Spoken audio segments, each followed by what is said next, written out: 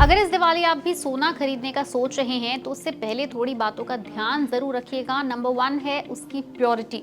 Gold चाहे आप physical form में खरीदें या फिर आप उसे डिजिटल फॉर्म में खरीदें, प्योरिटी पर हमेशा सवाल ही उठता है।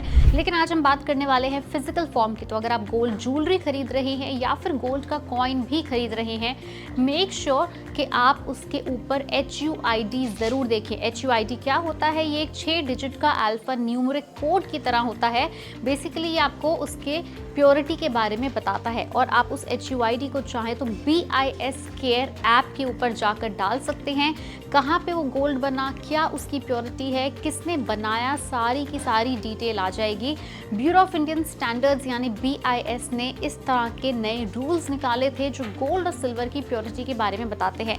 ये सारे रूल 9 कैरेट से लेकर 24 कैरेट गोल्ड सब पे लागू होते हैं। इनफैक्ट सिल्वर पे भी सेम ही लागू होते हैं। अब नेक्स्ट एक चीज आपको ध्यान रखनी है, कितना गोल्ड आप रख सकते हैं। तो वैसे इंडिविजुअली की भी एक अलग सेट लिमिट है और एक HUF यानी हिंदू अनडिवाइडेड फैमिली की भी एक सेपरेट लिमिट है।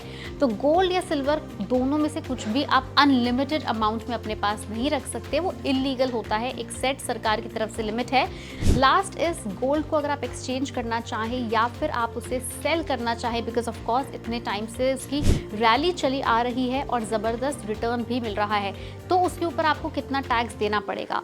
अगर आप उसे शॉर्ट टर्म में सेल करेंगे तो शॉर्ट टर्म कैपिटल गेन आपको देना पड़ेगा। शॉर्ट टर्म कैपिटल गेन की जो अवधि है, ड्यूरेशन है, उसे 2 साल तक माना जाता है। लेकिन अगर आप उसे उससे ज्यादा टाइम होल्ड करने के बाद सेल करेंगे तो लॉन्ग टर्म कैपिटल गेन देना होता है, दैट इज 12.5%।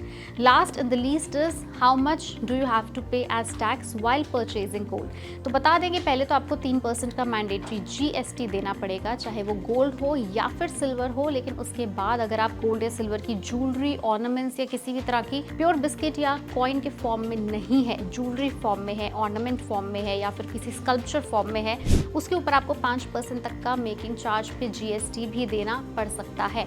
ये 5% कहीं मैंडेटरी नहीं है, अलग अलग दुकानदार अलग अलग रेट भी लेते हैं, बट एवरेज 3 से 5% का मेकिंग चार्ज आपको देना होता है। तो इस बार दिवाली पे गोल्ड या सिल्वर खरीदने से पहले आप इन कुछ चीजों को जरूर ध्यान में रखिए, वरना आपका नुकसान भी हो सकता है।